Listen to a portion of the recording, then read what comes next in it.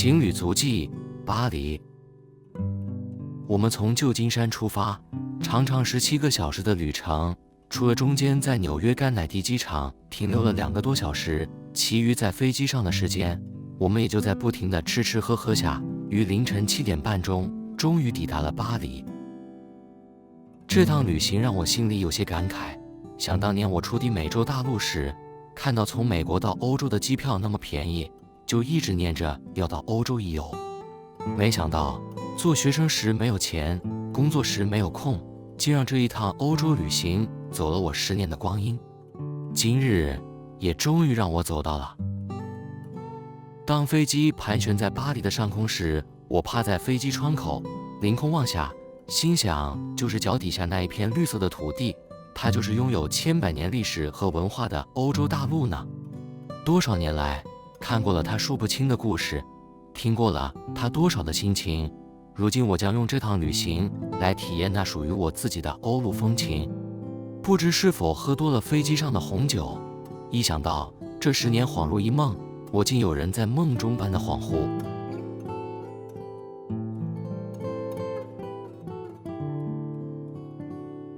下了飞机，跟着人群走，一条长长的走道引我们来到海关。排队的人并不多，很快就轮到我们。我将阿强和我的护照递上去，那个年轻的海关人员拿起我们的护照翻翻，一句话也没问，连在护照上盖个什么入境章的都没有，把护照还给我们就给进去了。哇靠，我的乖乖，怎么差这么多？我有点愣住了。就在我们等待行李时，我问阿强，是不是持美国护照在欧洲很好用啊？还是刚刚那位帅哥还没有睡醒？阿强对我耸耸肩，表示他不知道。其实阿强太了解我了，就算他明明知道持有美国护照到某些国家旅行的确会有点特别待遇，他也不会跟我承认的，不然我那个民族主义的死个性一犯，又跟他变得没完没了，到最后还会跟他怄气。就像上次我们开车去加拿大，在经过边界的海关哨站，只因阿强看起来就一副美国大佬的土样子，那个边界的移民官老兄就只靠在我们车窗口问了一句美国公民，然后大手一挥，连任何证件都没看就给过去了。为了这种差别待遇，想到以前自己在各国旅行时曾经所遭遇到的刁难和难堪，竟然和阿强大吵一架。其实阿强遇到我也真是倒霉，身为美国人又不是他的错。今天他装傻，很好，表示我们这一趟定会有个愉快的旅行。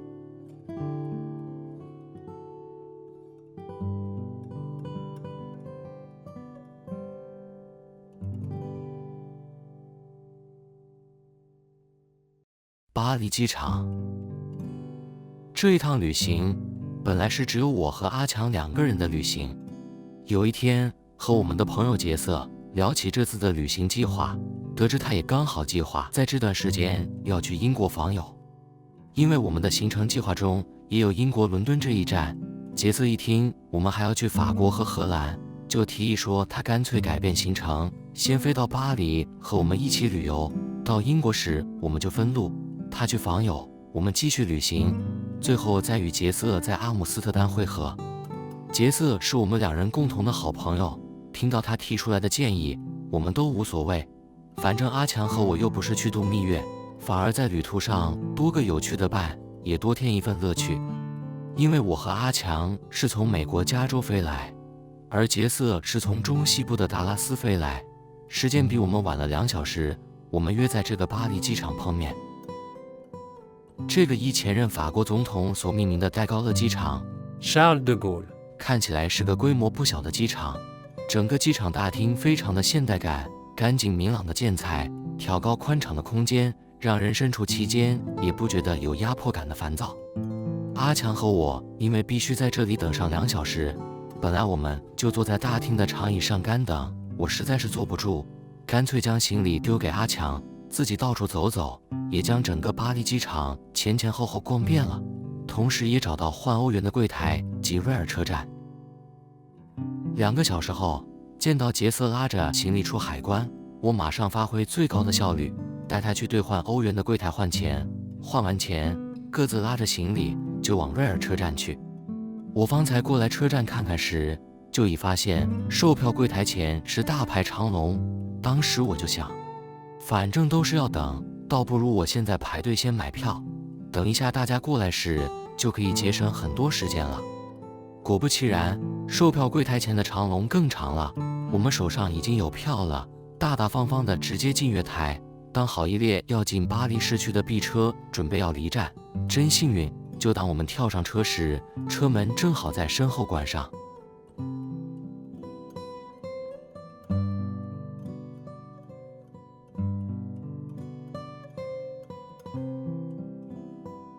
瑞尔高速列车。坐惯了旧金山那又快又新的高速地铁 BART， 一坐上法国这列又旧又丑的瑞尔高速铁路，还真是给他有点失望。本以为浪漫的巴黎应该是连地铁都会很美丽的呀。车厢里人挤人，连要找个地方放我的大行李箱都是不可能，只好跟我们一起挤在走道上。感觉有1个世纪之久，好不容易等到列车进城了。车子进站后，倒是有不少人下车，这才有位子坐了下来。我在瑞尔车上发现一件很有趣的事，有人会在列车进站时上车，手里拿着一叠小传单，那人会沿着车厢走，将小传单放在没有人坐的位子上，有时还会放上一只小玩具熊。他们也不吵人，也不打扰乘客，只是安安静静地从车厢头到车厢尾，一个一个位子放上传单，然后再安安静静地收回去，然后到另一个车厢去。我好奇地拿起一张单子来瞧瞧，上面写满密密麻麻的法文，我也看不懂，我想大概是在募捐什么善款吧。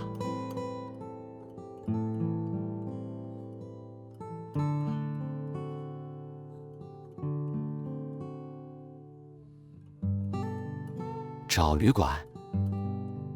我们是在雷阿勒下车的。下了车，我们迷迷糊糊地跟着人群出车站。原来雷阿勒是个大商场，虽然沿路都有指路牌，但因为我们对法文还不熟悉，转着转着就迷路了。我们的旅馆是在马黑区，依照旅馆的指示，本来我们应该在雷阿勒转车，坐到市政府站 Hôtel de Ville， 下车，再走一小段路就到了。可是我们3个大白痴，不分青红皂白的就跟着别人出车站，拖着沉重的行李，竟然就逛到商场里去了。本来我想干脆先去 shopping 算了，反正我们家的大行李箱是阿强老爷在拉，我身后除了背了个背包，可是2手空空，准备提 shopping 袋了呢。怎奈我3八话一出，就看到2张臭臭的脸，用一种想要杀了我的眼光盯着我。好吗？我找路就是了。这趟旅行事前我们就都分配好工作，我负责找路看地图，外加问路及找人搭讪。阿强这虎背熊腰的庄稼汉就负责扛行李及做些粗活。在大学教书博学多问的杰瑟就手拿着摄影机，负责我们这半个月的生活记录以及回答我沿路的蠢问题。我们在商场绕了半天，还分不清东南西北。我当机立断说，我们不如先出商场，到马路上去，不要转车了，我们干脆就走过去旅馆，反正我从地图上看应该不会太远的。于是我们找到商场的出口，踏上好几层的电扶梯，来到外面的马路上。我找了一下路名Rue Rambuteau。那么沿着这条路再走8个街区就到了。结果呀，我们3个人拖着沉重的行李，走在巴黎不太宽的马路上，穿堂过巷的。可恶，杰瑟那只祖母级的行李箱轮子年久失修，一路上就吱呀吱呀叫的。路旁刚刚准备开门的商家，还有来来往往的路人，看到我们这副蠢样子都笑开了。我和阿强是脸红脖子粗的，低着头快快走。杰瑟倒是潇洒，不但无所谓，还沿路跟人家嗨来嗨去的。8个街区，说长不长，说短也真累死人的。好不容易在一条看似巷子的小路，看见我们下榻旅馆的招牌，在对我们微微笑。真是谢天谢地。很快的在楼下 check in 之后，只想快快上楼到房间休息，不料柜台那位帅哥走出柜台，用一口浓浊的法国英文说：“电梯很小，只够2个人进去。天啊，巴黎啊，巴黎，怎么我才刚到，就已领略到你古老的光辉了？”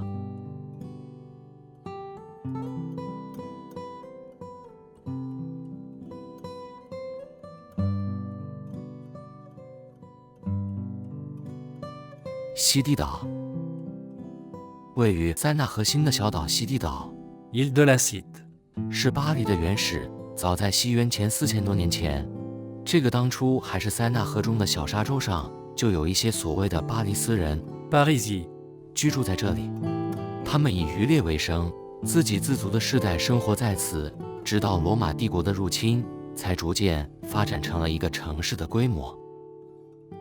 几经历史的变换，人文的替代，今日的西堤岛上不但拥有闻名全世界的巴黎圣母院 Notre-Dame de Paris. 还有在法国大革命时的古监狱，叫做贡塞谢意。 La Conciergerie. 另外连接西堤岛的还有9座桥，其中包括一座巴黎最古老的桥——新桥。 Pont-Neuf. 西堤岛在今日更是巴黎市的核心点，整个巴黎以西堤岛为中心，顺时针方向顺序编列，共分为20个区。当我们从市政府的方向走来，横跨过迪亚可桥， Pont de Darcole. 西堤岛就在脚底下了。在美国住久了，还有点不习惯，原来这里的景点一个接一个都那么的接近。到后来几天的行程里，我们干脆都用走路的，偶尔才搭地铁，以至于才会发生我们曾在一天里走了10几个小时的惨剧。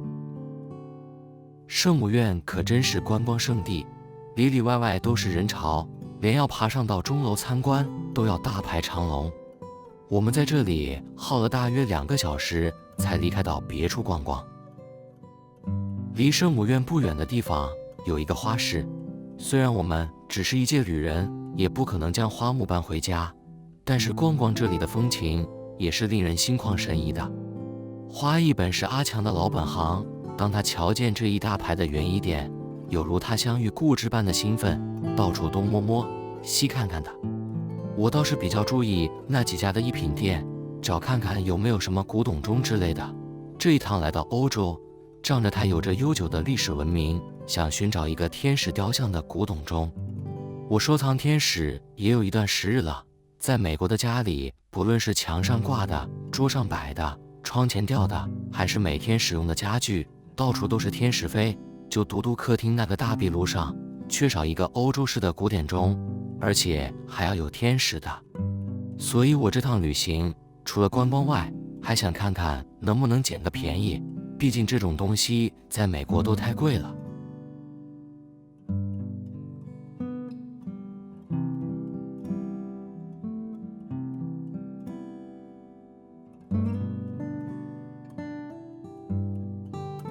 宠物店的失望。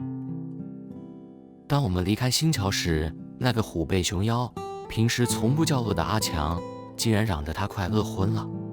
平时在家里，因为我胃不好，不禁饿，总是要3催4请的请老爷该吃饭了，他老兄才肯出门。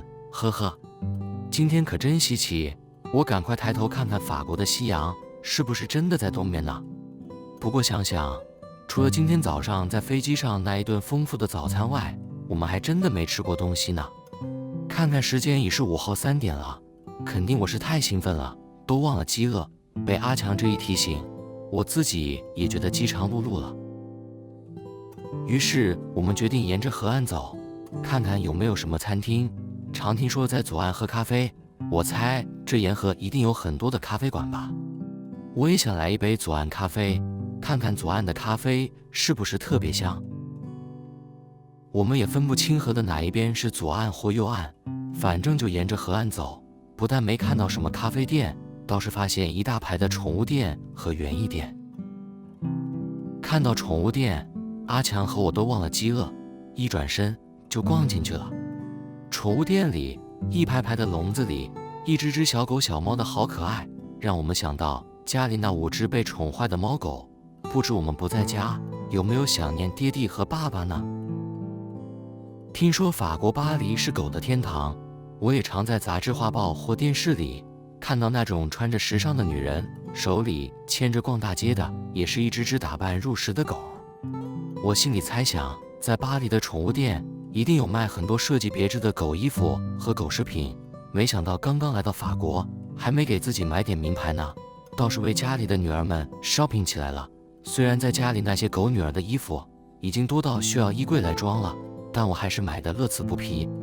我在一家家的宠物店里仔细寻找，却发现这里所贩卖的狗衣、狗链都好少，而且式样非常普通，比起我在美国和台湾买的实在差太多了，真是非常的失望。没想到和传闻竟有如此大的差距。我失望之余，才惊觉身边那人不见踪影了。咦，阿强呢？以前我在给女儿买衣服挑衣服时，她一定会在一旁碎碎念，还要买，家里要开狗服饰店了啦。奇怪是今天怎么没来我耳边叨念呢？我回头四处找人，才发现她蹲在店里后端的角落，对着笼子里的鸡在傻笑。天哪，我还以为只有阿强这个美国乡巴佬才会养鸡当宠物的，怎么这号称时尚之都的巴黎也……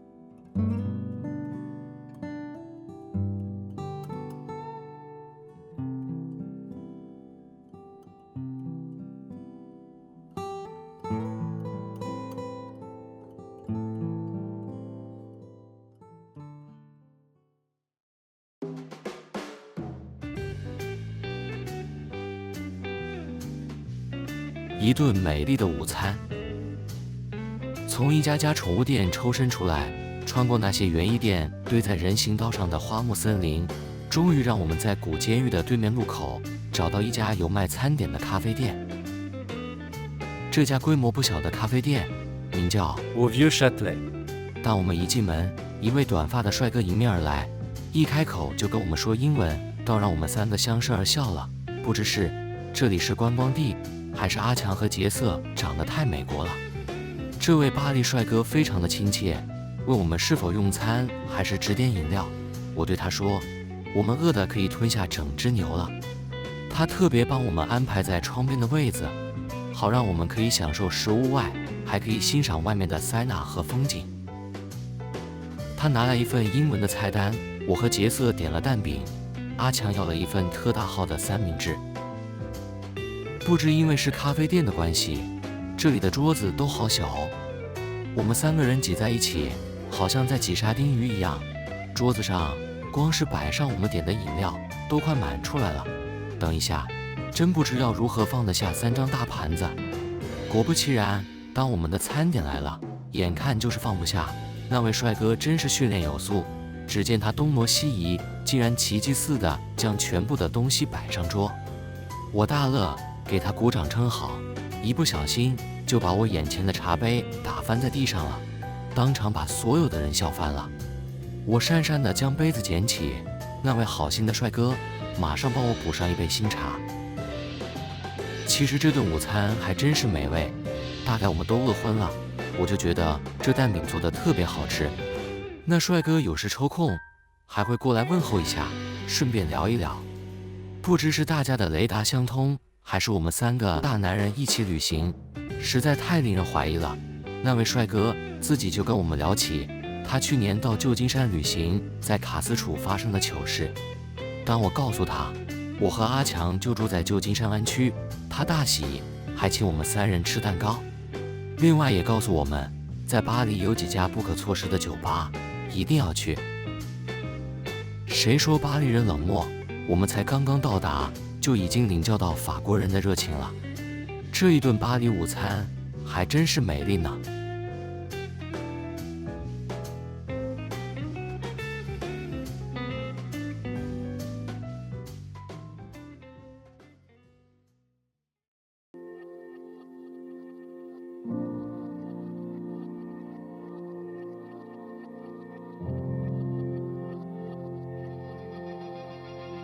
圣路易岛的清晨，今天我们起了个大清早，本来是想在旅馆附近的马黑区逛逛，顺便在街角那家咖啡店吃早餐的。结果我们吃完早餐，喝过咖啡，沿着塞纳河岸的公园逛着逛着，就一路逛到塞纳河新的圣路易岛。或许是因为格林的西堤岛太有名了，这个小小的圣路易岛在相形之下，好像只是西堤岛的附属，所有的目光焦点和注意力都被西堤岛所占领了。其实圣路易岛麻雀虽小，但是岛上该有的、应有的也都俱全了，而且还有一份不沾人间烟火的灵气。薄雾在微寒的初春清晨里渐渐地散去，整个岛上都还蒙蒙地沉睡着。街上除了3位身着嫩绿制服的清道夫在工作，再有就是一个推着超市车的流浪汉，带着一只狗，缓缓地踏过桥，往圣母院的方向踱去。我们踏着微湿的石板道，缓缓散布在岛上的几条窄街上。踏在这种有100年历史的石板路，让我有一种走回历史的快感。因为还大清早的，街道两旁大部分的商家都还未开门，空气中充满了雾的湿气，深深地吸一口气，真是清凉入心头。逛遍了圣路易岛上仅有的2、3条窄街，我们来到塞纳河边。圣路易岛的河体非常的有情调，一大排的垂柳就沿着塞纳河水边摇曳生姿，临水的散步道让散步的人有种与河水一体的错觉。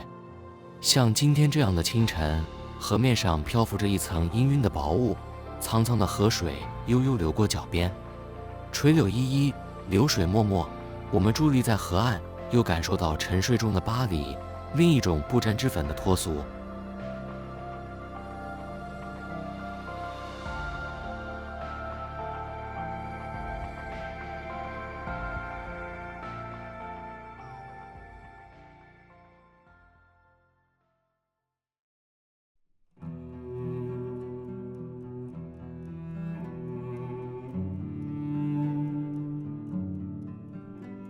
巴士底广场。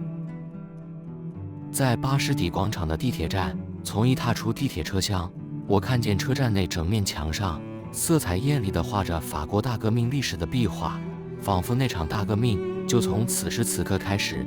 一想到这，心里就再也轻松不起来了。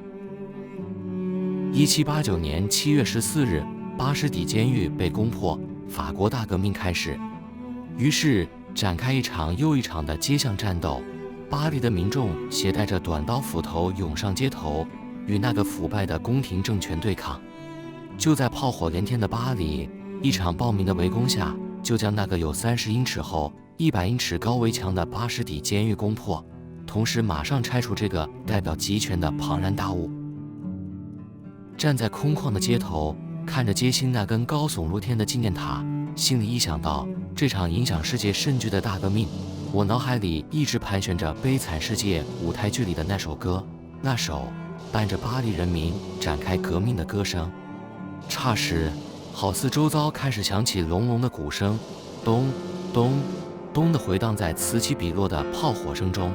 Do you hear the people sing, singing the song of angry men? It is the music of the people who will not be slaves again. When the beating of your heart echoes the beating of the drums, there is a life about to start when tomorrow comes. Will you join in our crusade? 巴士底监狱在今日已经是片瓦不存了，取而代之的是一座摩登又现代的歌剧院。而当年巴士底狱的大批废砖残瓦都被拿去塞纳河上筑桥去了。大概法国人天生就有这种幽默吧。监狱的原旨要用音乐来抚平历史的伤痛，而那些不堪回首的过去，就让悠悠的塞纳河水一一将之付水流去吧。今天的巴士底区已经变成了时下年轻人的群居场所。除了巴士底歌剧院外，这附近有许多平民大众化的餐厅，年轻人常去的咖啡店、酒吧，再过几条街，还有一条充满各种时尚服饰店的自由民街。因为这些年轻的灵魂，让这个原本充满沉重的历史地方又重新活了过来。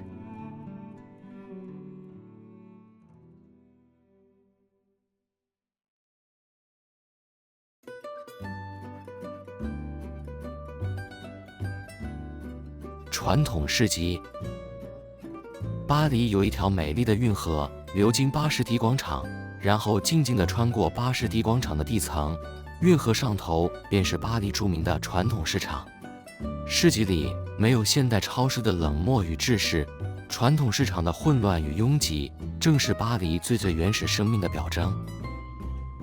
这里的熙攘人群以及五颜六色的蔬果杂货，空气中弥漫着嘈杂人声及五味杂陈的味道，是这样的景致，泼洒出一幅属于旧巴黎的生活步调。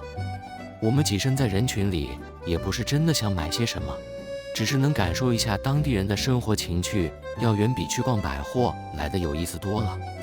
来传统市场买菜的巴黎人，大都拉着一辆小拖车，将买来的菜蔬放在车篮里，大簇的花花绿绿，构成一幅美丽的水彩画。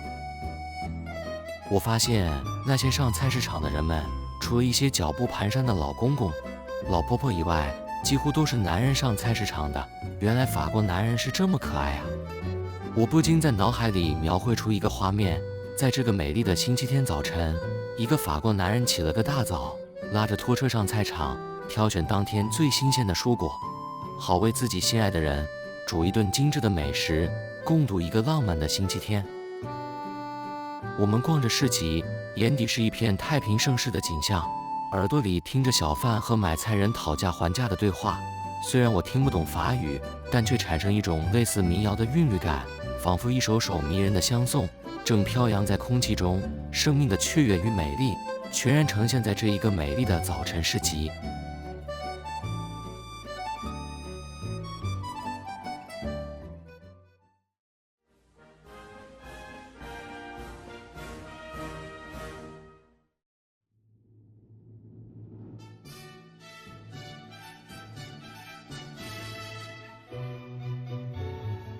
凯旋门的迷思。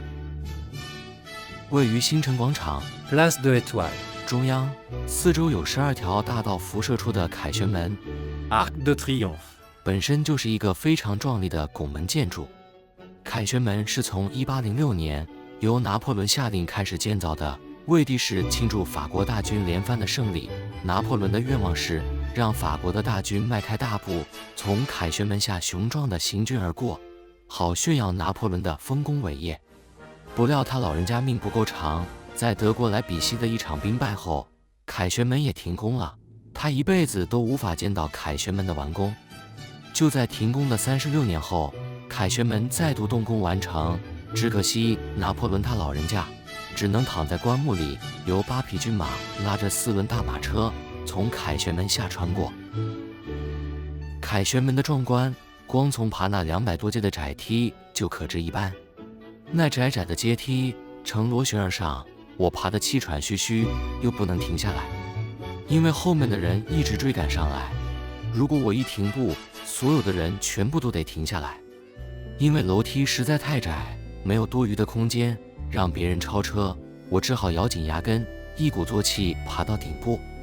等我爬到顶端的拿破仑博物馆，我不仅是气喘如牛，两脚也都软了。博物馆没什么好看的，倒是再爬2段阶梯就可以到凯旋门的最顶部。外头风大，但风景也美极了，我仿佛是站在整个巴黎的屋顶，四周景色一览无遗。远处的埃菲尔铁塔耸立在云间，与这里遥遥相望。脚底下有凯旋门辐射而出的12条大道，非常撼动人心。这12条笔直的大道，仿如12道太阳的金光。我此刻立于凯旋门之顶，强风吹得我散发飞扬，我骄傲的有如阿波罗。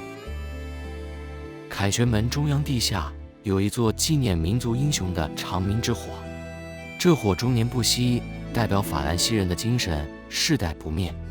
凯旋门朝着香榭丽舍大道，那两面的正门上雕刻着法国大画家与雕刻家尤金·德拉夸 Eugène Delacroix, 的名作《马赛曲》。这个象征法国军人英勇威武的雕刻画作，除了本身是个艺术极品外，总还有激励人心的作用吧。可我就是不懂爷，为什么画作上除了将军振臂、怒目张口、神武不凡的人物外，还得有个赤身露体的小伙子，手握长刃，像个毛羽未丰的小公鸡。到底不愧是浪漫的法国人。还有那，当我从远处看着壁画雕像时，眼光一闪，赶快叫阿强和杰瑟来看，看那个左下角的士兵在干什么。只见那士兵也是赤身，弯着身将脸贴在另一个士兵的面前，腰部以下哦。而后面那位士兵正仰天吹着一支长号。天哪，真是有趣！阿强笑笑不说话，只对我暧昧的眨眨眼，倒是杰瑟直接就说他在给他吹喇叭了。我心里不太相信，杰瑟真是爱说笑，这不可能吧？这种国家级的东西，怎么可能会出现这种限制级的画面？一定是角度的问题。我的好奇心又起，于是我跑到门边的雕像底下，想一探究竟。当我站在雕像底下，仰头一望，我真的忍不住大笑起来。原来那一位弯下身的士兵是将他的左手伸进另一位士兵的裤裆里哦。我后来有追问了一些法国人有关马赛曲这个问题，但是目前还是没有人能回答我。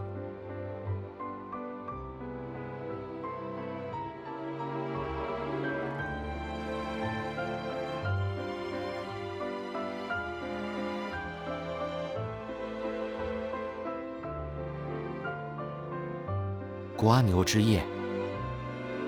这天傍晚，我突然心血来潮地说，既然来到法国，当然要尝尝法国的美食。阿强马上跳起来说，我不吃鹅肝酱，好像被电到一般。可怜的人，去年朋友比尔到巴黎玩，给我们送来3罐鹅肝酱，我开了1罐，试了1口，好难吃哦。我突然变得好殷勤，挖了一大匙送到老爷的口里。我们家老爷不明就里，张开口就把那口鹅肝酱吃进去。哈！只见他2眼珠转得比车轮还快，马上冲进厕所，足足吐了10分钟。最后那3罐昂贵的鹅肝酱都给我们4只狗女儿津津有味地吃掉了。我翻翻手中的指南书，说，我们去吃瓜牛好不好？没人有异议，于是我摊开地图，按着书上的介绍，找一条叫蒙多基耶街 Rue Montorgueil, 去品尝法国的名产椰式卡果， Escargot. 就是瓜牛了。原来这条书上介绍的美食街离我们住的旅馆不太远，在巴黎这几天，我已经把这附近的路搞得很熟了。于是我们就抄小路往庞毕度中心走去，在经过我们第一天到这巴黎时下车的雷阿勒商场，边走边玩，还顺便逛逛两旁的商家，不知不觉就走到了。今天我们要来的这家餐厅，听说可是大有来头的。这家店名就以路命名，叫蒙多基耶瓜牛餐厅。L'Escargot Montorgueil. 这家从1832年就开业的餐厅，一直都是旧中央市集区最受欢迎的餐厅。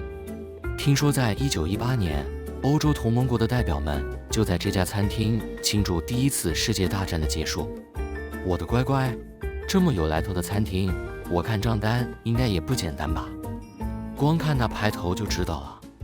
店外的招牌上就坐着一只超大型的金色瓜牛，餐厅内暗红色的地毯，雕花木框的天花板，典雅的橙黄灯光，深枣色的红木桌椅，洁白的桌布和发亮的银餐具。光看这种豪华的排场，心里大概就知道今晚这顿饭可以抵我们去玩另一个城市了。当然，像这种等级的餐厅，我们一进门所听到的第一句话一定是问有没有预约啊？管他是讲法文还是英文，我听不懂，一律摇头。那位带位的先生还真好，虽然我们没有预约，还是帮我们找了一个位子。大概是时间还早吧，才6点半而已。听说法国人都是9点钟才开始吃晚餐的。这时来了一位举止非常优雅的侍者，光是他那递菜单给我们的手势，我都觉得他可以去做模特了。不过没有关系，虽然这家餐厅排场颇大，咱家也不是没见过世面的。我于是拿出当年在旧金山和那些鼻子长在头顶上的那些名人雅士社交的本事，展露出那种迷死人的笑容。很优雅地接过菜单，开口就问说有什么样的酒。哇嘞，那位优雅的侍者满口的风水法文，一句英文都听不懂了。我们鸡同鸭讲了好一阵，到最后那侍者都失去耐心了，只好去找来餐厅的经理。感谢老天，那位美丽的经理小姐讲了一口漂亮的英文，我们终于可以吃饭了。耶！可是问题又来了，整个菜单上都是法文，我们3个人看都看不懂。杰瑟真仙，他干脆拿出他口袋里的法音字典，一个字一个字地查起来。我看这顿饭大概要吃到天亮了。坐在我们隔壁桌是一对年轻小伙子，2个人面对面坐着，很有教养地轻轻交谈着。虽然我们坐得很近，可他们一点也不吵。我有一种特别敏感的雷达，这一路来屡试不爽。我碰碰身边的阿强，示意他瞧瞧邻桌那2位小伙子，他对我点点头，真有默契，他总是知道我心里在想什么。就在阿强跟我偷瞄邻桌的那2个年轻人时，杰瑟还继续努力地查字典。那位经理小姐已经来问了2次，杰瑟还死不放弃。最后我提议不要看菜单了，就请美丽的经理小姐推荐好了。我告诉那经理小姐，我们要吃法国的特产瓜牛，其他的请她介绍。于是她很有热心的介绍，我们可以点1颗生蚝，1盘普罗旺斯田鸡腿，最后再来个瓜牛3吃。听起来真不错，就这些吧。点完菜，我们3人举杯，祝我们这趟旅行愉快。我趁机瞄了邻桌一眼，哇塞，他们正4手交握，嬉戏的正甜言蜜语起来了。菜来了，生蚝就和我们在旧金山吃的没什么两样，将柠檬挤在生蚝上，咻一口就吞进肚。倒是那1盘田鸡腿啊，应该是超级大牛蛙吧。只见盘中那一双双玲珑有致的美腿，像极了红磨坊里那些跳康康舞美女的粉腿。田鸡腿的味道尝起来还真是美味，对我们来讲是比红磨坊里的粉味要强多了。阿强也真捧场，啃了2双美腿，这人真有种族歧视。以前在中国城，我每次点3杯田鸡腿，他是打死都不碰的。怎么这普罗旺斯的腿就不一样了，就不是田鸡了？啃田鸡腿本来就用手拿着啃是最方便了，偏偏杰瑟说我们是在法国爷，又不是在美国，我们要有点气质，所以田鸡也要用刀叉来吃。我才不理他，自顾抓起田鸡腿就往嘴里送。阿强也没听他的，就只见杰瑟2手握着刀叉，在盘子里像在做雕刻般细细地切着，一不小心就让那双美腿跑掉了。我是看得笑死了，连邻桌那对小伙子大概也看不下去了。其中一位突然凑过来，用英文对杰瑟说：“没关系的，你可以用手的，在法国也是可以用手抓的。”我的老天，原来我们刚刚那些338的对话，隔桌都听得一清二楚，真是丢脸丢到法国来了。我们今晚的压轴菜瓜牛3吃终于上来了。一个大大的铁板子上躺着满满的瓜牛，共分3种口味的不同烹调，有乳酪口味、菠菜口味和辣味的，真的很好吃耶。餐厅给我们每人一个特制的夹子，特别的设计，刚好能扎扎实实的夹住瓜牛壳，再用小叉子将瓜牛肉插出来，真是方便。我笑着对杰瑟说：“有气质点，吃瓜牛也要用刀叉。”杰瑟吞了一只瓜牛，抬起头来说：“你当我是白痴啊？”这顿饭我们吃了3个小时，还真是这辈子吃过最久的饭。当然，这中间我们也跟邻桌那2个小伙子聊了一会儿，彼此留下地址电话，他们打算到旧金山来度周年庆呢。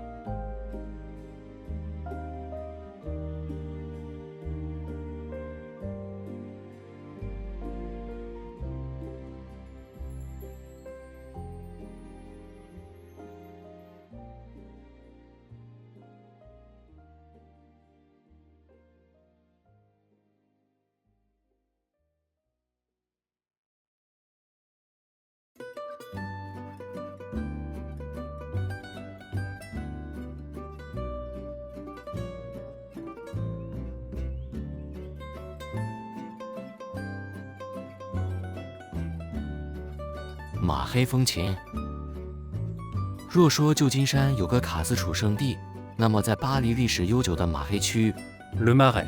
就可以说是巴黎的卡斯楚了。马黑在法文里本是沼泽的意思，原本这片土地只是塞纳河畔一片荒芜的沼泽地，但后来却成了巴黎市发展史上一个重要的里程碑。在17世纪时，这里曾是皇家贵族云集之地，到处都可以见到一些深门豪宅。19世纪时，大批的犹太人涌入，又为马黑区带来另一种全然不同的风貌。现在马黑区有一条蔷薇街， Rue des Rosiers. 还保存着犹太人的印记，街上有犹太餐厅、糕饼店、犹太书店以及犹太教堂，常常可见到头戴犹太小皮帽的人在街头穿梭。尽管马黑区在皇家贵族的没落后，新移民又无力整建之下，曾经败破不堪，成了新时代巴黎心中的痛。但自1962年，法国总统戴高乐宣布为马黑区的古迹整建，慢慢的，马黑区又重新在历史中苏醒过来了。今日的马黑区虽古意盎然，却没有半点破败的景象。散布在马黑区里17世纪的石板路上，那些蜿蜒窄小的道路，真令人引发悠悠的思古之情。就如同世界许多大城市一样，像这样深具艺术价值，却因经济因素而蒙尘的地方，最能吸引同志的青睐。于是从20世纪初，许多巴黎的同志因这里的房价便宜，可塑性又高，纷纷进驻马黑区。在短短的10几20年内，马黑区开出了许多艺廊、高级餐厅、书店、咖啡店、个性小店以及许多酒吧。现在的马黑区在巴黎的地价上可说是数一数二的高了。当我们在巴黎停留的这段时间，选择下榻在马黑区，只为地域的方便。如果我们要选择舒适宽敞又现代化的旅馆，就要到市郊去找。马黑区里的建筑物动辄就是200-300年的历史，是不可能有多现代化的。但因为老房子的气氛，再加上经营旅馆人员的巧思妙手，每一家都有如艺术之家，非常的精巧美丽。要说到马黑的同志风情，就得由 Vieille du Temple. 这条街说起。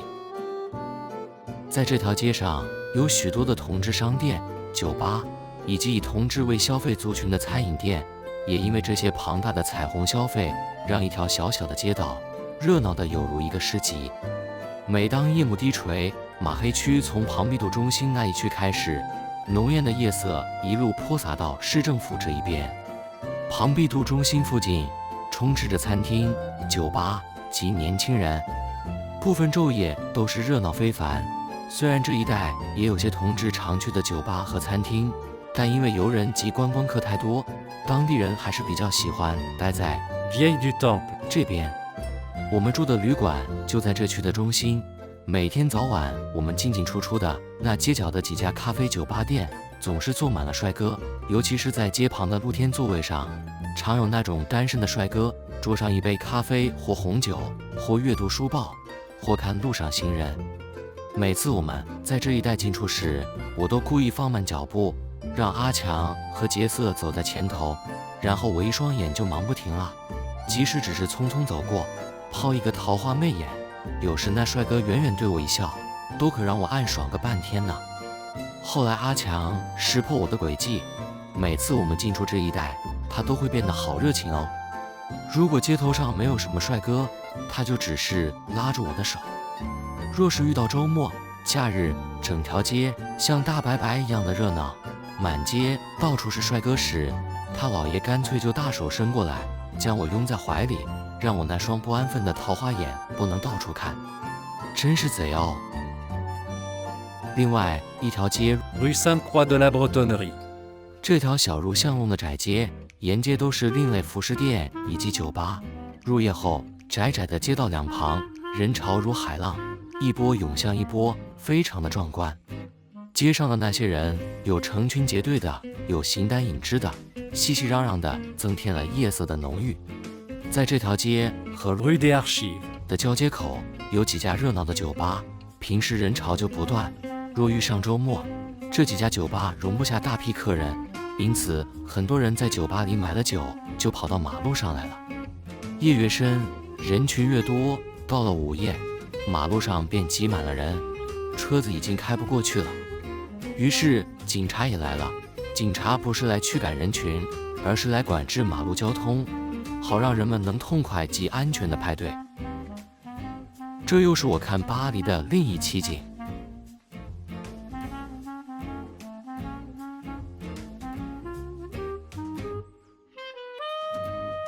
夜游罗浮宫。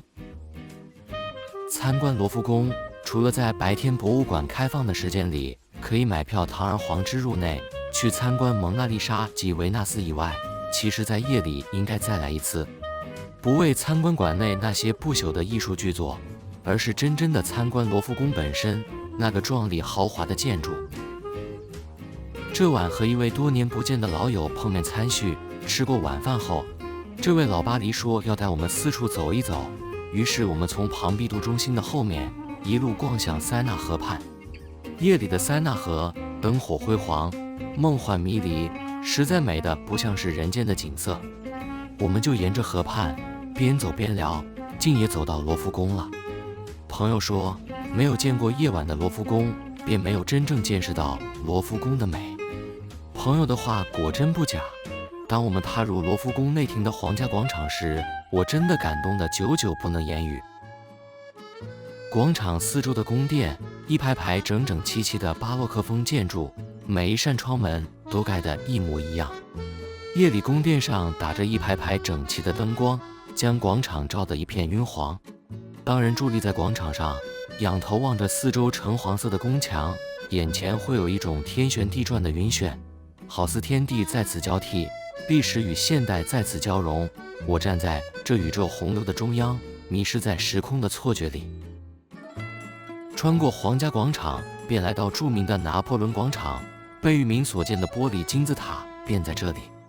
白天这里穿梭着熙来攘往的人群，即使一个这么华丽的玻璃金字塔，在阳光下像被一群蚂蚁所包围，实在也显现不出它的美丽。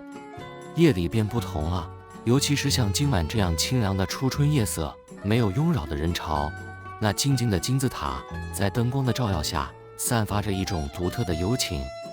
金字塔旁的喷泉在静谧的夜里轻轻地吟唱着诗人的歌谣，迷离的灯光闪烁在晶亮的金字塔上，炫出一种如钻石般的风华，令人有置身中古世纪那奢华的舞会里。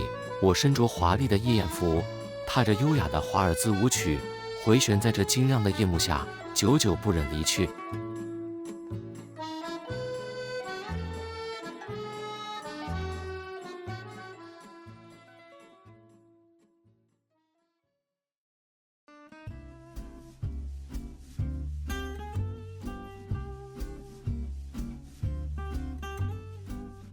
香榭丽舍大道。香榭丽舍大道 Avenue des Champs-Élysées. 到处是人，人挤着人，像一窝骚动的蚂蚁，一只只急急地前行，尤其是像我们这种观光客。我们是从协和广场踏上这条大道的。其实香榭丽舍大道在靠近协和广场，我觉得要比后段靠近凯旋门那繁华的地段要美丽的千百倍。这条宽广的大道上，除了中央的车道外，两旁可以当作公园的人行道，沿路有绿意浓密的梧桐相伴，每隔一小段路便设有长椅供人歇息用，散步在其间，宛如散步在一座美丽的公园里，让人不觉是在赶路。因为从协和广场走到凯旋门，路程有数公里远，很少人会像我们一样走这条长路的。大部分的人为了节省时间，都去搭乘地铁了。我出门旅行最不喜欢去的就是所谓的观光景点，尤其是那种没有文化历史可读，只有血拼天堂的地方。所以尽管巴黎老佛爷百货公司是全世界闻名， LV 专卖店人潮不断，这些都不在我的行程里，我宁可去逛当地的超市或传统市场。幸好对我这点怪癖，同行的阿强和杰瑟都深表同感，我们倒不会为了行程意见的不同而吵架。还是回到香榭丽舍大道吧。其实这条可以坐飞机跑到的大街，本身还是美丽的，是来这里的人把它弄丑的。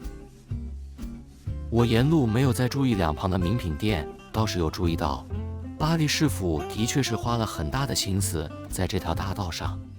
这条马路虽然宽广，但两旁都不可以停车的，以免破坏景观。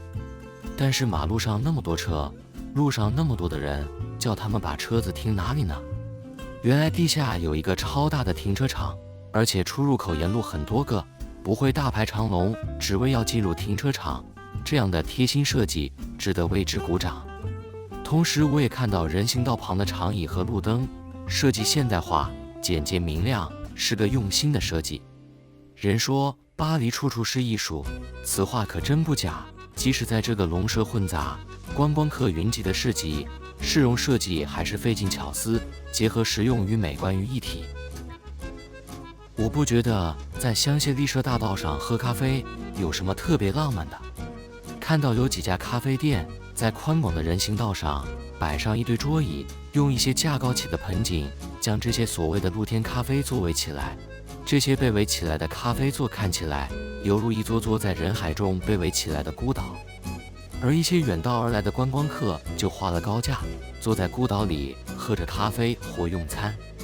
拥挤喧嚣的街道上川流着载浮载沉的人头，这些人浪一波又一波，熙熙攘攘地涌过。人们在经过这特意围起的孤岛，都用一种好像在逛动物园般的眼光欣赏孤岛内的猴子在喝咖啡。像这样的情境会产生浪漫的感觉，肯定是中了电视广告的毒太深。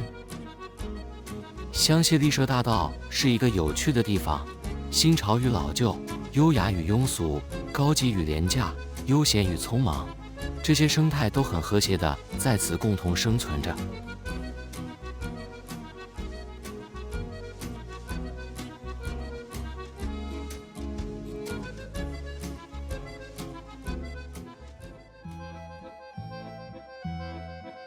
山顶的星，蒙马特。巴黎的北方有一座小丘陵，称为蒙马特。Montmartre, 山丘顶上耸立着一颗洁白的星，叫做圣心教堂。Sacré-Cœur.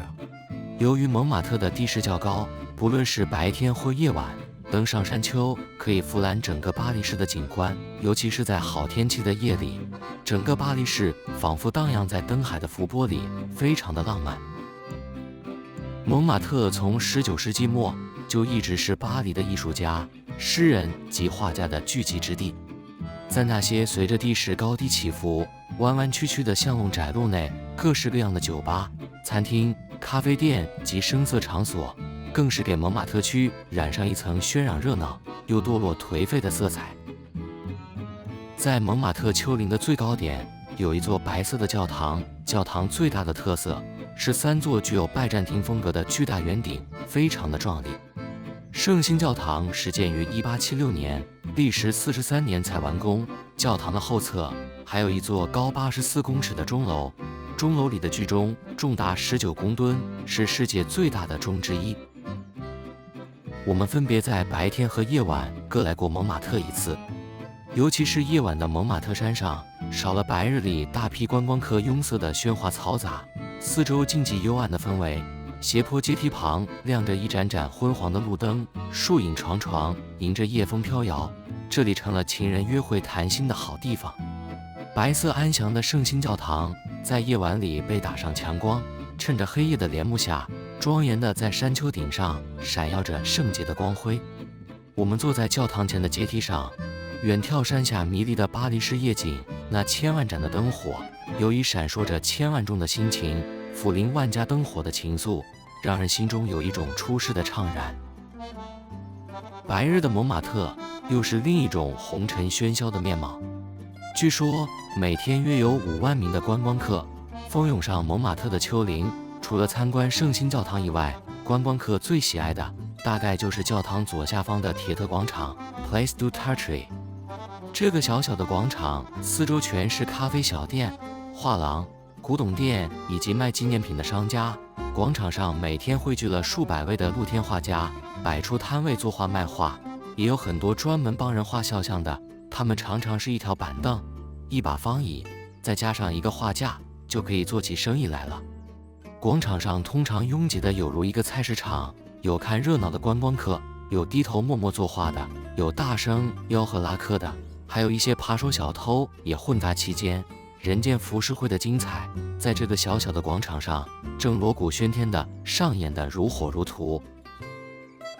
我们随着人潮载沉载浮地逛了广场一圈，我已经觉得没什么意思了，更没有办法厚着脸皮当街坐下来让人作画，给走来走去的游人当猴子一样参观。虽然我没什么兴趣，还是询问一下身旁的阿强和杰瑟，是否要画一幅肖像回去做纪念。结果两人的想法竟和我一致，都怕被人当猴子看了。于是我提议找一家比较不拥挤的咖啡店，好歹喝他一杯咖啡，也表示到此一游了。在这里要找咖啡店不难，但是要找一家有卖所谓的美国咖啡就比较困难一点。到底什么是美国咖啡呢？原来是平常喝惯了淡咖啡的他们，从来到巴黎的第2天开始，对于巴黎人喝的浓烈咖啡就已经显得苦不堪言了。我倒没有这方面的困扰，因为我一直就觉得美国人平常喝的咖啡其淡如水，根本就可以说只是咖啡水而已。可是对这2个喝惯咖啡水的美国大佬而言，巴黎的咖啡简直是凄苦如药。后来我们进咖啡店，一定不能只点咖啡，而是要强调是美国咖啡。有些店家了解，但也有一些店家根本就不懂我们在说什么。我后来发现，当我点茶时，一般店家都会给一大壶的热水，我干脆除了点自己的茶和他们的咖啡外，再帮他们跟店家要一大壶热水和大杯子，让他们将热水加进咖啡中，就成了名副其实的美国咖啡了。蒙马特山下附近有一个叫白色广场 Place Blanche 的地方，这里是一个红灯区，许多色情行业在这里，声色犬马的闪着欲望的霓虹灯，而其中最著名的大概就是以跳康康舞闻名于世的红磨坊夜总会 Moulin Rouge。 只可惜我们对这种金粉世界的虚幻一点兴趣也没有，再加上那一区不是很安全，所以也就没有往那个方向下山去，还是沿着缆车旁的斜坡阶梯一步步地踏下山丘。